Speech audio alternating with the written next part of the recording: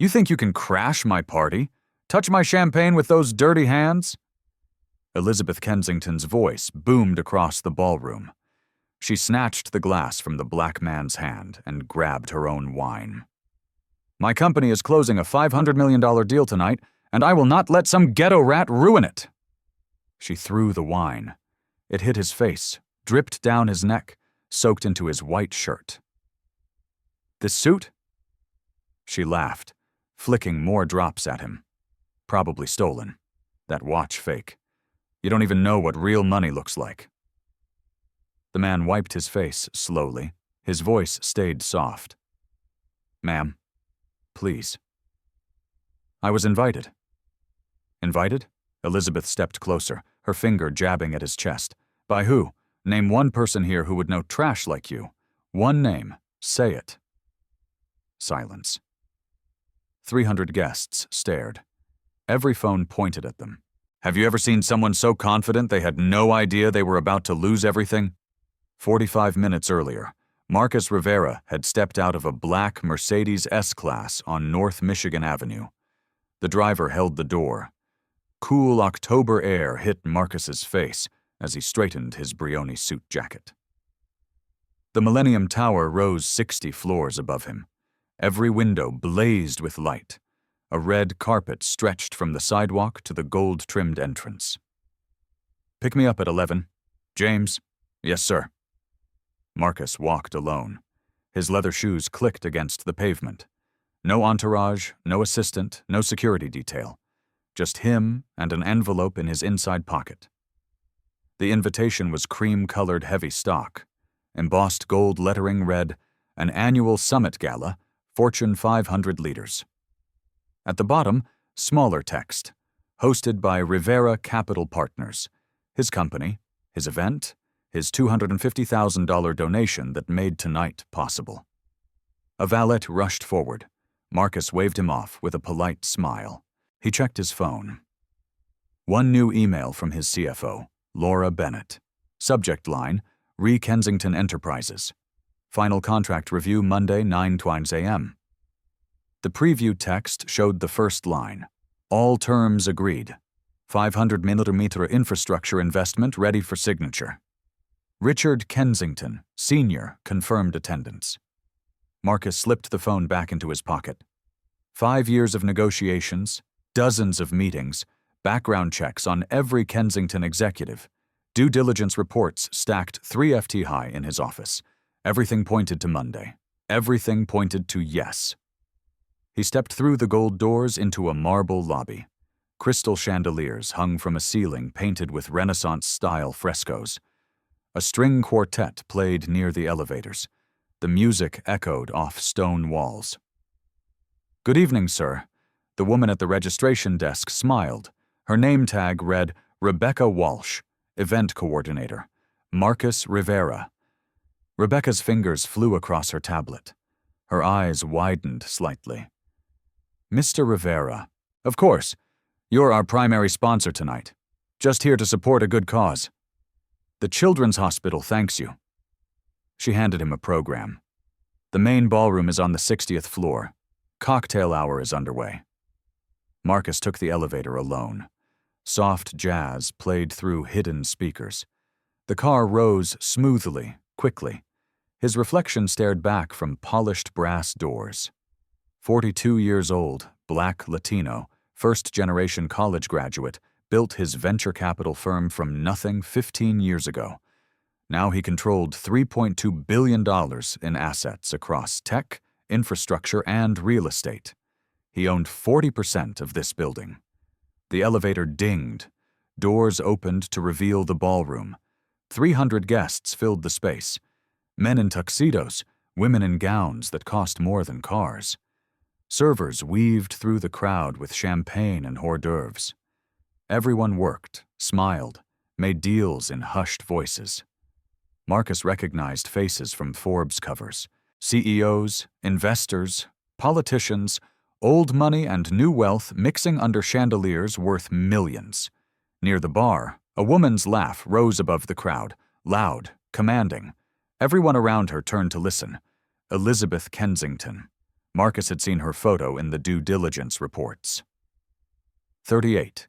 VP of Strategic Partnerships at Kensington Enterprises, daughter-in-law of the founder, known for closing deals and burning bridges in equal measure.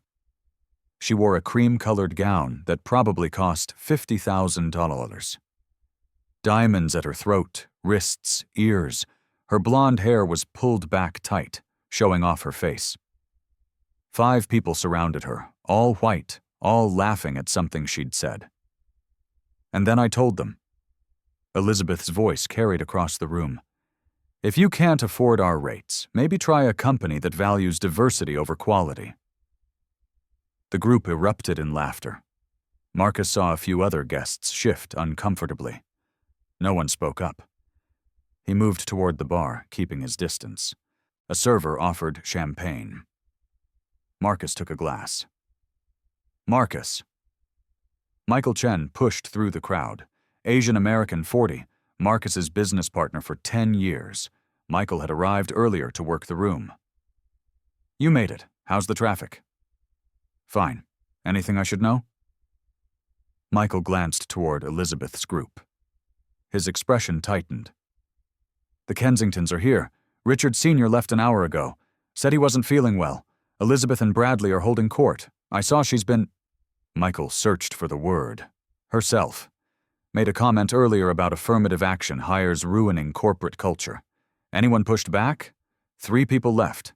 Everyone else pretended not to hear. Marcus nodded slowly. He'd read the reports. 12 former Kensington employees had filed complaints. 7 mentioned Elizabeth specifically. All complaints mysteriously disappeared before reaching HR. The company needed his money, $500 million to expand their infrastructure division. Without it, bankruptcy in 18 months. That gave him leverage. Enough leverage to demand changes. Real changes. Let's give it an hour, Marcus said. Then we can... Excuse me. A hand reached past him, grabbed his champagne glass. Marcus turned. Elizabeth Kensington stood there. Her smile didn't reach her eyes. I don't think you're supposed to have that. Marcus looked at Elizabeth's hand on his glass. Her nails were painted blood red. A diamond ring the size of a marble caught the light. I'm sorry? The champagne. Elizabeth's smile stayed frozen. It's for guests, not staff. Michael stepped forward. Elizabeth, this is... She held up one hand. Michael, I'm handling this. You can go back to networking with people who actually matter. Her friend circled closer. A man in his mid-40s, thick neck, expensive watch.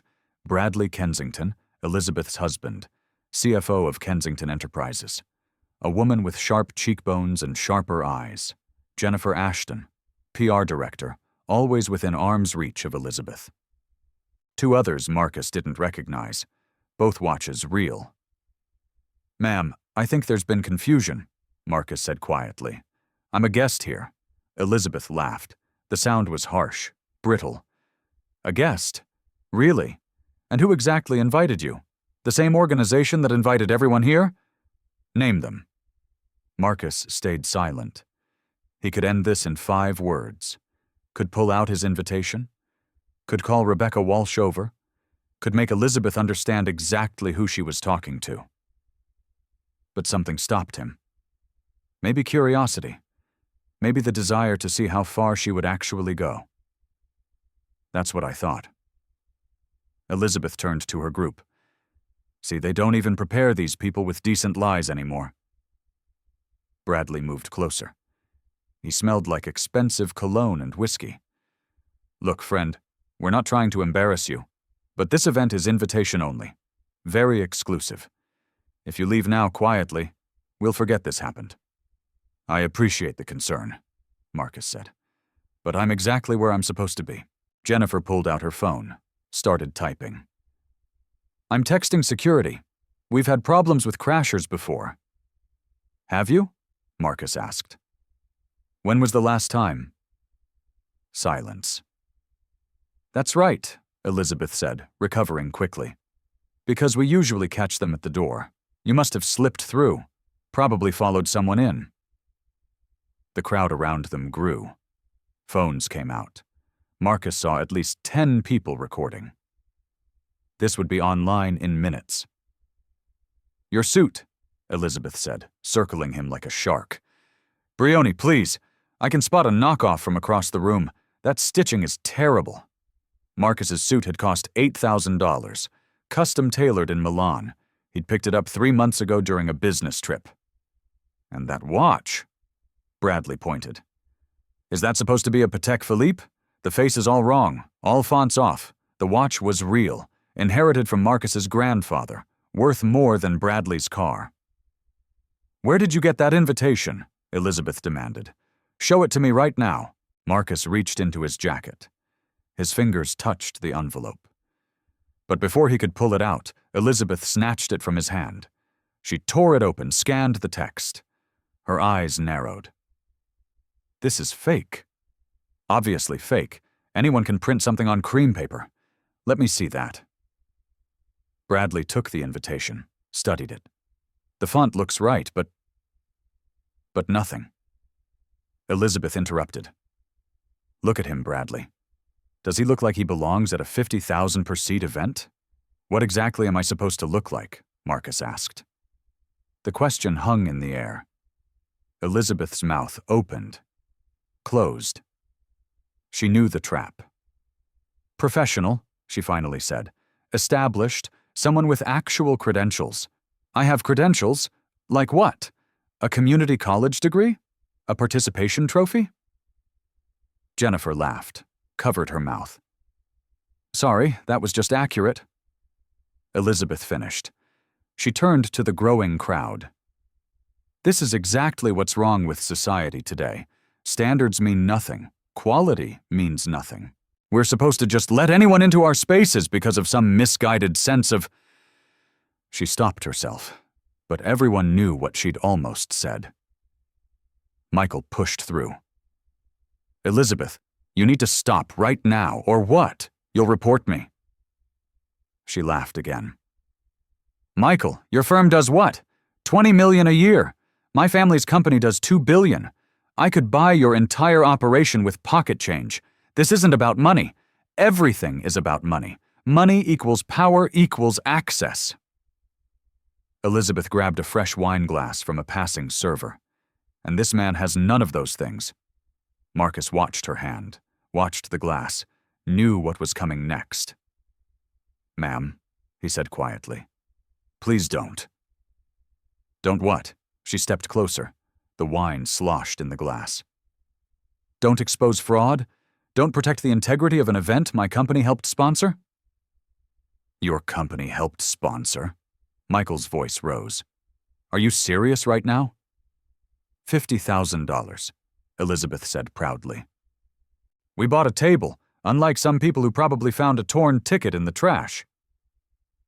The wine glass tilted. Marcus saw it happening in slow motion, saw the red liquid leave the glass, felt it hit his face, his neck, his shirt. It was cold. It smelled like cherries and oak. It soaked through his collar, down his chest. Elizabeth didn't stop. She poured until the glass was empty. Then she grabbed another from a nearby table and threw that, too. "Maybe now you'll learn where people like you actually belong. Serving drinks, not drinking them." The ballroom went silent. Even the string quartet stopped playing.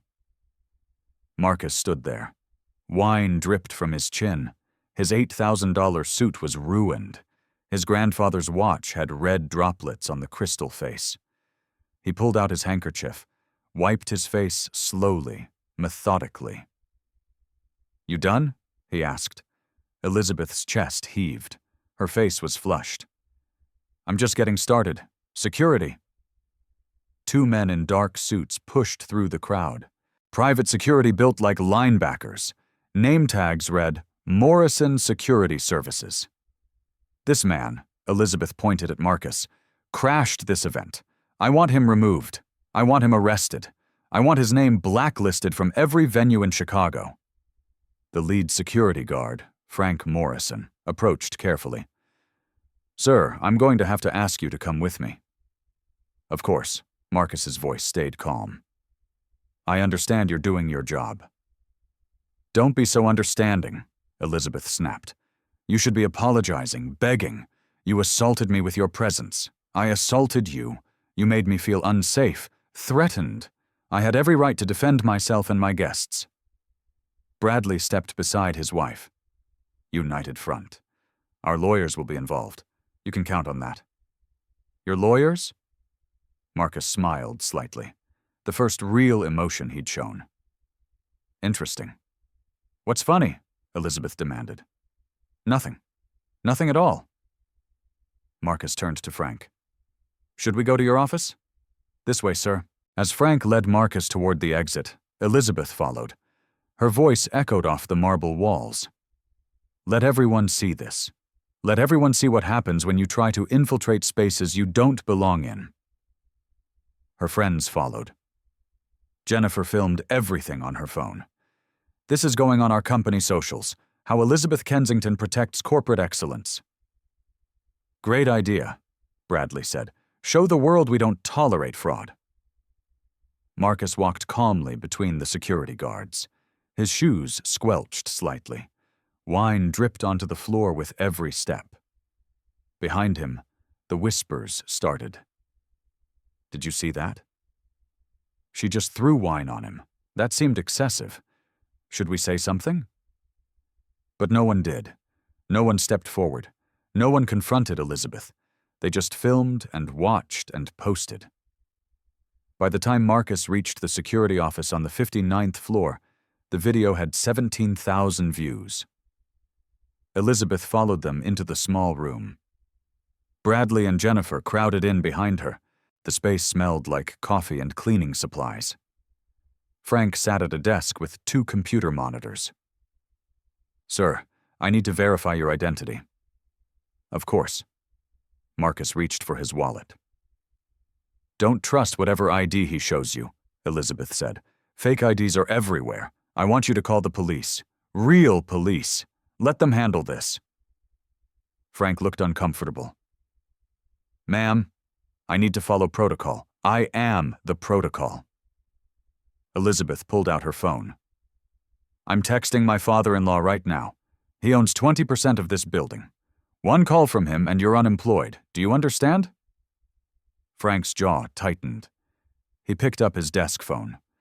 Marcus sat in a plastic chair, wiped more wine from his face, and waited. This was about to get very interesting. The security office was cramped. Beige walls, flickering fluorescent lights, a water cooler in the corner that hummed too loudly. Frank Morrison sat at his desk, fingers hovering over the keyboard. His computer screen glowed blue in the dim room. Elizabeth paced behind him, her heels clicked against the tile floor. Click, click, click, each step sharper than the last. Why is this taking so long? She demanded. Ma'am, I'm pulling up the guest list now. Forget the guest list, just call the police. Frank's eyes stayed on the screen. I need to verify. You need to do what I tell you. Elizabeth leaned over his shoulder. Her perfume was overwhelming, expensive, and cloying. Do you know who I am? Yes, ma'am. Then you know I can end your career with one phone call. Bradley stood by the door, blocking it, his arms crossed over his chest. Jennifer was on her phone, typing furiously, probably posting updates. Marcus sat in the plastic chair against the wall, his suit stuck to his skin. Wine had dried sticky on his neck. He looked completely calm, almost bored. Found it, Frank said quietly. Found what? Elizabeth snapped. His name on the VIP list. Frank's finger traced across the screen. Marcus Rivera, Table 1, primary sponsor. Silence, heavy, suffocating. Then Elizabeth laughed. Sharp and ugly. That's ridiculous. He obviously hacked your system. Ma'am, I don't care what you think. Elizabeth grabbed the back of Frank's chair, spun it around. That list is wrong. Corrupted. Falsified. Whatever you want to call it. Bradley moved closer to the screen, squinted. Rivera Capital Partners. Is that supposed to mean something? It's fake, Elizabeth said. A shell company, money laundering. This man is obviously a criminal. Would you like to see my identification? Marcus asked. His voice was quiet, patient, like he was talking to a child. Yes? Elizabeth held out her hand. Show me your fake ID so I can add forgery to the list of charges. Marcus pulled out his wallet, removed his driver's license, handed it to Elizabeth. She snatched it, studied it under the harsh light. Her eyes narrowed. Marcus Rivera, Chicago address. This proves nothing. IDs are easy to fake. It's a state-issued license, Marcus said, with stolen information. Elizabeth threw the ID onto Frank's desk. Run his name, check for warrants, criminal history, anything. Frank hesitated. Ma'am, now. Frank picked up his phone, dialed. Yeah, this is Morrison at Millennium Tower. Need a background check. Name is Marcus Rivera. Date of birth.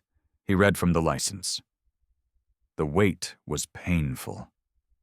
Elizabeth paced. Bradley checked his own phone. Jennifer kept filming everything. Marcus sat perfectly still, his hands folded in his lap, wine-stained but dignified. Nothing, Frank said, hanging up.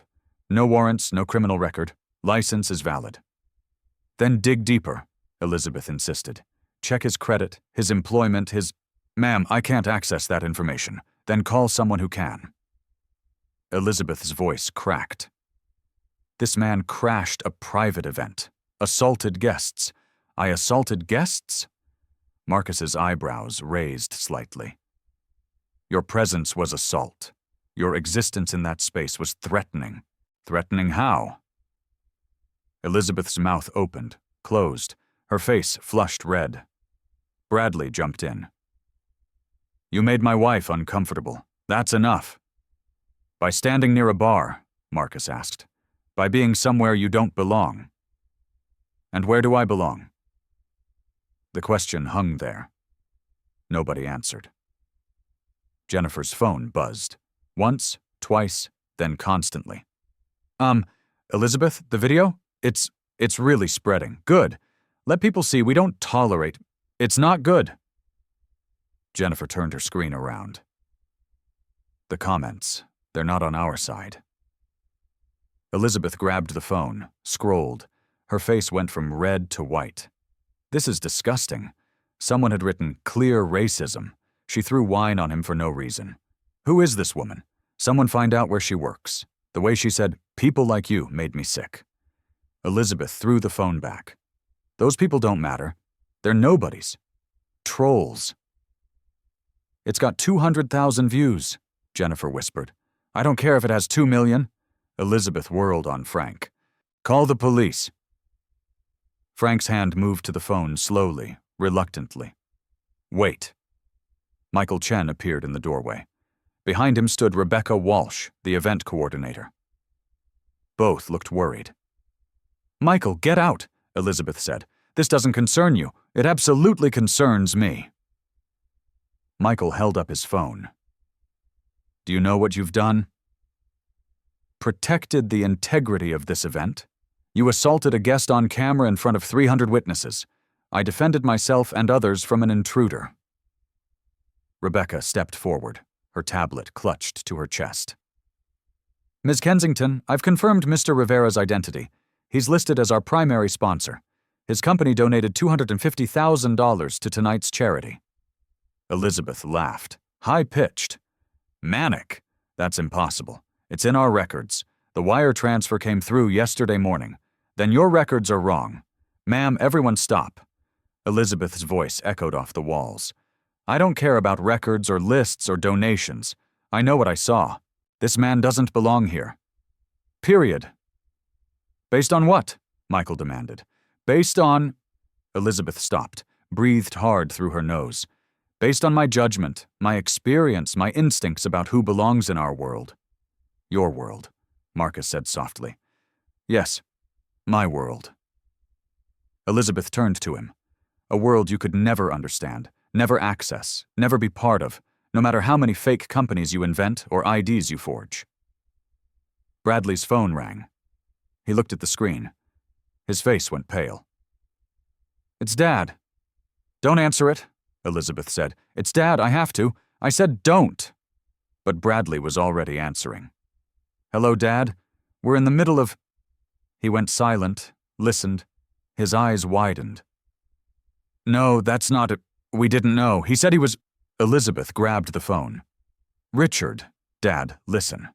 There's been a situation, an intruder at the gala. We handled it, but—" She stopped. The color drained from her face. Her hand started shaking. "That's not possible," she whispered. "You're wrong. He's lying. He has to be lying." Marcus watched her, still calm, still patient, still waiting. "Put him on speaker," Marcus said quietly. "Let everyone hear." Elizabeth's hand trembled. She looked at Bradley, Jennifer, at Frank, at Michael. Then she pressed the speaker button. Richard Kensington Sr.'s voice filled the room. Rough, angry, tired. "Elizabeth, is Marcus Rivera there? The man claiming to be Marcus Rivera?" "Yes." "There's no claiming about it. Put him on the phone now." Elizabeth's hand extended, shaking. The phone hovered between her and Marcus. Marcus took it, brought it close. "Good evening, Mr. Kensington." "Marcus." Richard's voice softened slightly. "I just got a call from my head of security. He's watching a video. Says my daughter-in-law threw wine on you." "That's correct." "Jesus Christ." A long pause, the sound of ice in a glass. "Are you hurt? My suit is ruined. My pride is intact. I'm so sorry. This is unacceptable." Elizabeth lunged for the phone. "Dad, he crashed the event. He's lying to you." Elizabeth. Richard's voice went cold. "Stop talking." "But—" "I said stop." She stepped back, her whole body rigid. "Marcus," Richard continued, "I'm heading back to the venue. Don't go anywhere. We need to talk about tonight, about Monday, about everything." "Monday?" Elizabeth's voice cracked. "Yes, Elizabeth. Monday, the day I was supposed to sign the biggest deal in company history with Marcus Rivera, CEO of Rivera Capital Partners, the man you just humiliated on camera in front of half of Chicago." The phone slipped from Marcus's hand, clattered on the desk. Elizabeth stared at him, really looked at him for the first time. "No," she whispered. "Yes," Marcus said simply. "You're not. You can't be." "I am." Bradley grabbed the desk edge. His knuckles went white. "The $500 million infrastructure deal, that's the one with you. With me." Jennifer stopped recording, lowered her phone. "Oh my God." Frank stood up from his desk. "Sir, I am so—" "You did your job," Marcus said. "Under duress. No apology necessary." Elizabeth backed against the wall. Her breathing came fast, shallow. "This isn't happening. This can't be happening." "It is," Michael said. "And it gets worse." He held up his phone. The screen showed a news alert. Chicago Tribune just picked up the story. "Billionaire investor assaulted at charity gala. Your name is in the headline, Elizabeth. Turn it off. Forbes is running it too. And Bloomberg." And I said, "Turn it off." But the phones kept buzzing. More alerts, more articles, more views. The video hit 500,000. Elizabeth slid down the wall, sat on the floor, her expensive gown pooled around her. "I didn't know," she whispered. "You didn't ask," Marcus said. "If you'd just told me—" "I shouldn't have had to." Bradley pulled out his own phone, started making calls. "I need our crisis PR team now." "Yes, I know it's Friday night." "I don't care. This is a Category 5 disaster." Jennifer was already backing towards the door. "I need to delete those posts. Oh God, I need to delete everything." "Too late," Michael said. "Screenshots are everywhere." A knock on the door. Everyone jumped. Rebecca poked her head in. The police are here. Someone called about trespassing." Frank closed his eyes. "That was me," Before I knew. Send them in, Marcus said. Elizabeth looked up from the floor. Mascara ran down her cheeks. You're pressing charges? That depends, Marcus said, on what happens in the next 5 minutes. 2 Chicago PD officers stepped into the already crowded room, and everything changed again. Officer Martinez stepped in first. Latina, mid-30s, tired eyes. Her partner, Officer Kim, followed. Korean-American, younger, hand near his radio. We got a call about trespassing, Martinez said. Elizabeth jumped up. Officers, thank God. This man crashed our event. He's been threatening guests. Arrest him immediately. Your name? Elizabeth Kensington, VP of Strategic Partnerships at Kensington Enterprises. Martinez turned to Marcus. And you? Marcus Rivera. Kim typed on his phone. His eyes widened. Rivera Capital Partners. You're the CEO? Yes. Ma'am, Rivera CP is registered with the SEC. $3.2 billion in assets. Elizabeth's face went white. That doesn't prove anything. He stole someone's identity. Martinez studied Marcus's ID. This looks legitimate. Of course it looks legitimate. That's how forgeries work. Kim held up his phone. Ma'am, there's a video. Shows you pouring wine on Mr. Rivera. That was self-defense. From what? Elizabeth's mouth opened, closed. No words came. Martinez looked at Marcus. Did you threaten anyone tonight, sir? No, ma'am. Did you touch anyone? No, ma'am. Martinez turned back to Elizabeth. But you threw wine on him. That's assault. He deserved it. Why? Silence. Bradley stepped forward. Officers, these events have standards, security protocols. We can't just let anyone... Anyone what? Kim's voice sharpened. Bradley stopped talking. Marcus's phone rang. He glanced at the screen, smiled slightly, answered on speaker. Marcus. Richard Kensington. Senior's voice filled the room. I'm in the lobby. Coming up. Is Elizabeth there? She is, sir. Good. We need to talk about what happens next. Elizabeth grabbed Bradley's arm. We need to leave now. The elevator dinged. Richard Kensington, Sr., walked in. 72. Silver hair, expensive suit hanging loose. He looked tired, sick, but his eyes burned with anger. Dad, Elizabeth started. Richard raised his hand, walked straight to Marcus, extended his other hand. Mr. Rivera, I am profoundly sorry. Marcus shook it. We'll discuss it. Richard turned to Elizabeth.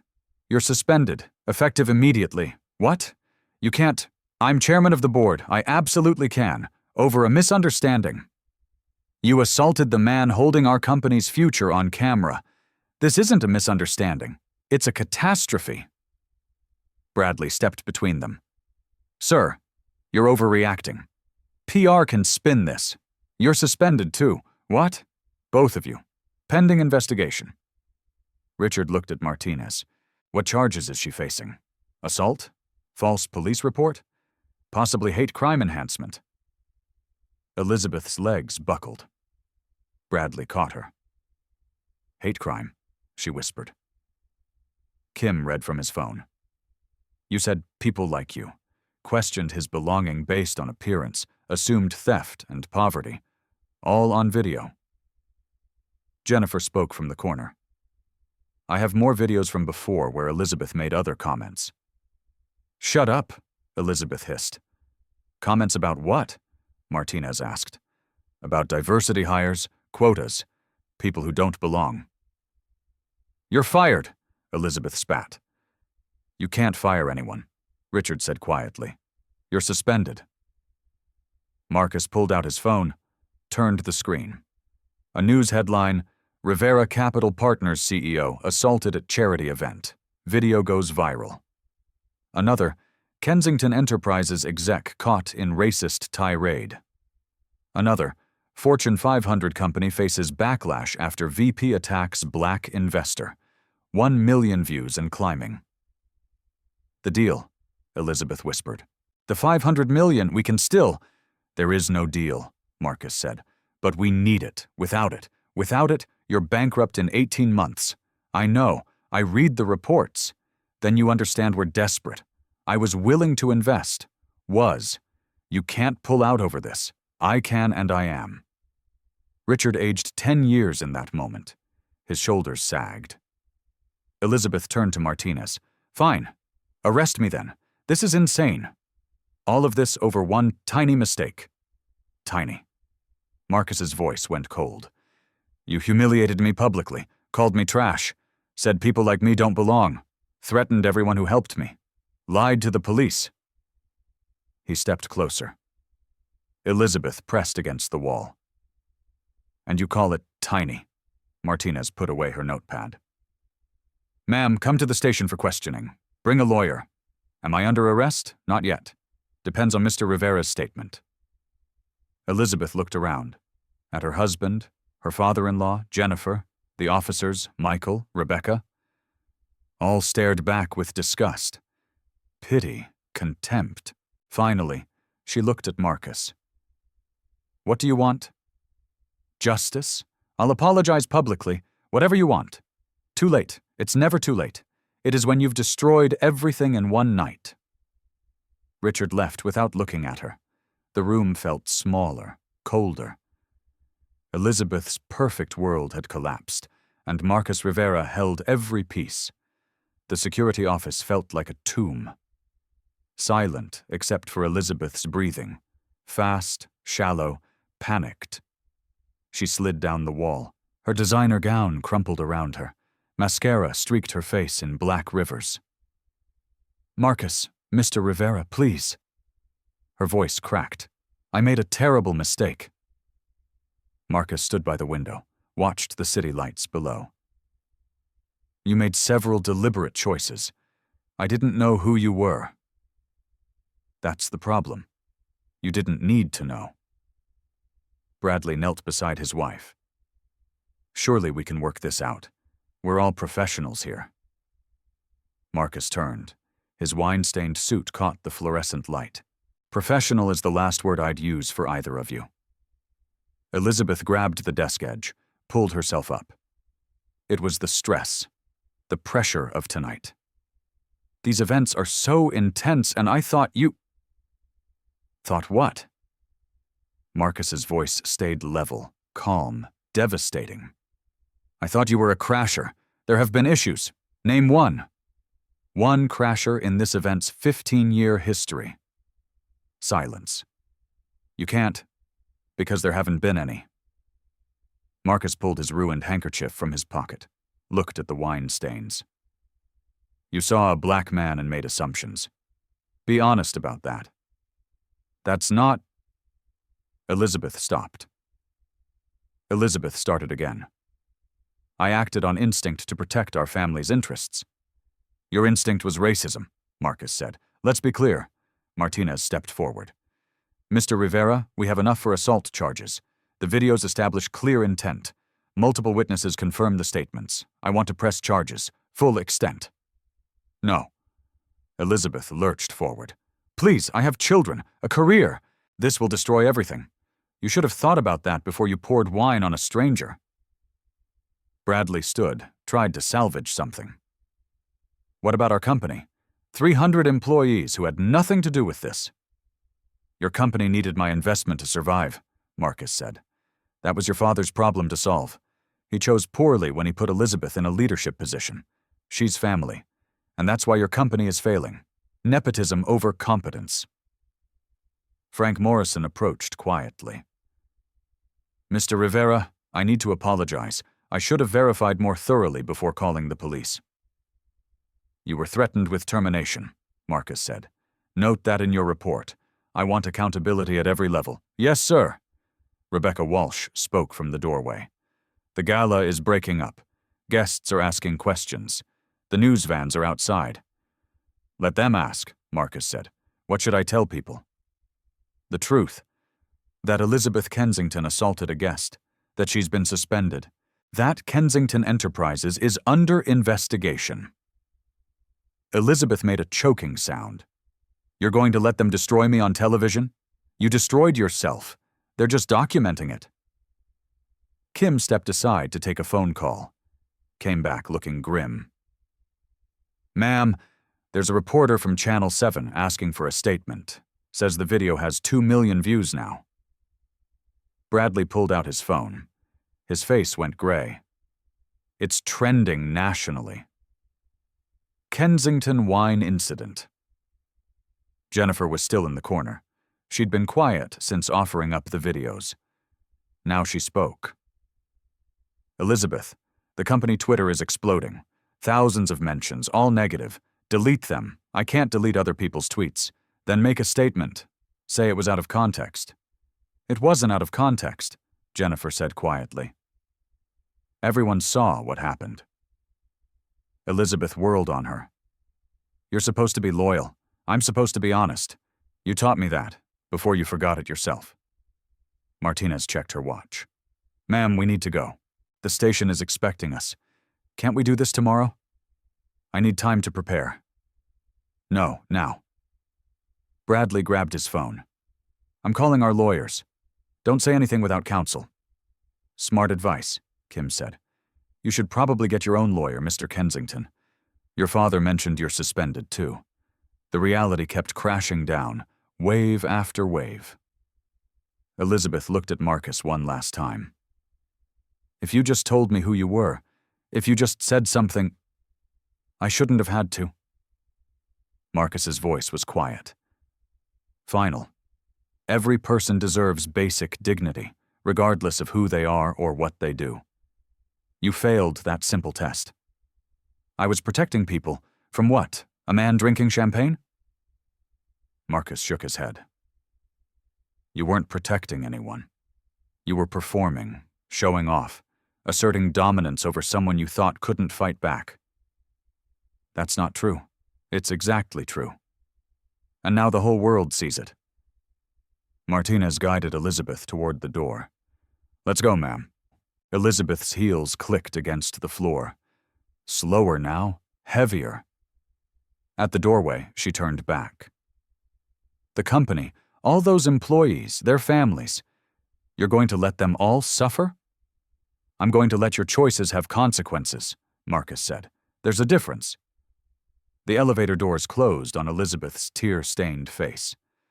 The security office felt bigger, suddenly, emptier. Michael Chen exhaled. That was intense. That was necessary, Marcus corrected. Rebecca approached carefully. Mr. Rivera, I'm so sorry. If there's anything the Foundation can do, not your fault. You tried to help. Marcus looked at his watch. Wine had seeped under the crystal. I should probably go clean up. The bathroom's down the hall, Frank offered. Actually, Marcus said, I think I'll head home. This suit's beyond saving. Anyway, he walked to the elevator. Michael followed. Behind them, the phones kept buzzing. The story kept spreading, and Elizabeth Kensington's world kept crumbling. Monday morning, 72 hours after the gala, Marcus sat in his corner office. Floor-to-ceiling windows overlooked Lake Michigan. Gray waves crashed against the shore. Rain streaked the glass. His legal team filled the conference table. 6 attorneys, 3 paralegals, laptops open, documents stacked high. Patricia Okoye led the team. Nigerian-American, 52, sharp as broken glass. She'd built her career destroying corporate discrimination. We have 17 corroborating witnesses, Patricia said. 4 separate video angles. All show premeditation. She clicked her remote. The conference room screen lit up. Elizabeth's face filled the frame. People like you don't belong here. Click. Another angle. Wine pouring in slow motion. Click. Elizabeth's finger jabbing Marcus's chest. Name one person who would know trash like you. The audio is crystal clear, Patricia continued. No ambiguity, no room for interpretation. Marcus's CFO, Laura Bennett, spoke next. The business impact is catastrophic for them. She pulled up a stock chart. Kensington Enterprises dropped 34% in 3 days, lost $800 million in market value. Good, Marcus said quietly. Laura continued. 3 Fortune 500 clients have paused contracts. 12 senior employees resigned. The board held an emergency meeting yesterday. What's Richard saying? Nothing publicly, but sources say he's exploring bankruptcy options. Michael Chen sat across from Marcus. The $500 million deal, dead, Marcus confirmed. I sent the termination letter Sunday night, cited ethical concerns and corporate culture incompatibility. Patricia pulled up another document. We're filing a civil suit today, $50 million. Claims include defamation, emotional distress, civil rights violations. That'll finish them, Michael said. That's the point. Marcus stood, walked to the window. This isn't about money. It's about a message. What message? Laura asked. That racism has consequences.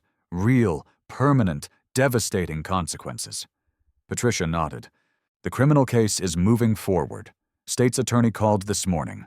They're pursuing multiple charges. She listed them: assault and battery. Video evidence is overwhelming. Filing false police report. Frank Morrison's testimony confirms Elizabeth lied. Hate crime enhancement. Multiple witnesses confirm racial motivation. Timeline, Marcus asked. Arraignment next week. Trial in 3 months. The prosecutor says it's the strongest case she's had in years. Michael pulled up his phone. Have you seen the media coverage? He scrolled through headlines. CNN. Viral video exposes corporate racism. New York Times. When privilege meets accountability. Forbes. How one act of discrimination cost a company $500 million. Wall Street Journal. The Kensington Scandal. A case study in corporate failure. 60 Minutes wants an interview, Michael said. Not yet, Marcus replied. Let the legal process play out first. The door opened. Marcus's assistant stepped in. Sir, there's someone here to see you. Says it's urgent. Who? Richard Kensington, Sr. The room went silent. Marcus considered. Send him in. Richard walked in slowly. He'd aged more in 3 days. His suit hung looser. His face was gray. He carried a briefcase that shook in his hand. Marcus, thank you for seeing me. Mr. Kensington. Richard sat without being asked. Set the briefcase on the table. I came to beg. That won't change anything. I know, but I have to try. Richard opened the briefcase, pulled out financial statements. The company is finished. Bankruptcy filing is drafted. We'll announce Thursday. I'm aware. 300 employees will lose their jobs. Most have families, mortgages, kids in college. And whose fault is that? Richard closed his eyes. Mine. I put Elizabeth in that position. I ignored the complaints, the warnings. I chose family loyalty over corporate responsibility. Yes, you did. I'm asking you to reconsider the investment. Not for Elizabeth. Not for me. For those 300 people who did nothing wrong. Marcus walked back to the window. Watched the rain. You're asking me to save a company with a rotten culture, to reward bad behavior, to send the message that racism is acceptable as long as you apologize afterward. I'm asking you to show mercy. Mercy? Marcus turned. Did Elizabeth show me mercy when she humiliated me in front of 300 people? When she called me trash? When she tried to have me arrested? Richard said nothing. No, she didn't. Because people like me don't get mercy in your world. We get wine thrown on us. We get profiled. We get assumed to be criminals or staff or anything except what we actually are. Patricia started packing up. Mr. Kensington, this meeting is over. But Richard pulled out another document. I have something else. He slid it across the table. Elizabeth's complete employment file. Every complaint ever filed against her. 14 in total. All buried by HR. All because she was family. Marcus picked it up, flipped through pages. Employee testimony, racial slurs, discriminatory hiring practices, promotion denials based on race and gender. Why are you showing me this? Marcus asked. Because it should go on record. Because people should know this wasn't isolated. It was systemic. Richard's voice cracked. I failed those employees. I failed my company. I failed you. Yes, you did. I'm stepping down as chairman, effective immediately. I'll cooperate fully with any investigation, criminal or civil. Marcus set down the file. That's a start. Will you consider dropping the civil suit? No. Will you reconsider the investment? No. Richard stood slowly. Then I guess we're done. We've been done since Friday night. Richard walked to the door, stopped. For what it's worth, I am truly sorry. Not because of the business, because of what she did to you as a human being. He left. Patricia waited 30 seconds. That was hard to watch. Good, Marcus said. 3 months passed like water through fingers. The trial happened in Cook County Criminal Court. Standing room only, media circus outside, cameras everywhere. The prosecution presented video evidence. 17 witnesses testified. The defense tried to claim misunderstanding, cultural differences, stress-induced poor judgment. The jury deliberated for 6 hours. Guilty on all counts. Sentencing came 2 weeks later. Judge Maria Castellano presiding. Latina, 60. No patience for excuses. This court has reviewed extensive evidence, she said. What we've seen is not a momentary lapse, but a pattern of behavior rooted in racial bias. Elizabeth stood, her lawyer beside her. She'd lost 20 lbs. Her hair had gone gray at the temples. The assault itself was egregious, the judge continued. The racial motivation inexcusable. The attempt to weaponize law enforcement against an innocent man. Dangerous. The courtroom held its breath. I sentence you to 18 months in county jail, 5 years probation following release, 500 hours of community service with civil rights organizations, mandatory bias training and counseling, $25,000 fine. Elizabeth's knees buckled. Her lawyer caught her. In addition, Judge Castellano said, the civil court has ruled in Mr. Rivera's favor. $15 million in damages, public apology, lifetime ban from corporate leadership positions. The gavel fell. Elizabeth was led away in handcuffs. Bradley Kensington tried separately, received probation and fines. His financial licenses were suspended. Elizabeth divorced him during the trial. Kensington Enterprises filed for bankruptcy 6 months after the gala. Assets were sold to a competitor. 300 people lost their jobs. 75 years of company history destroyed by one act of racism. The message was clear. Actions have consequences, and justice eventually prevails.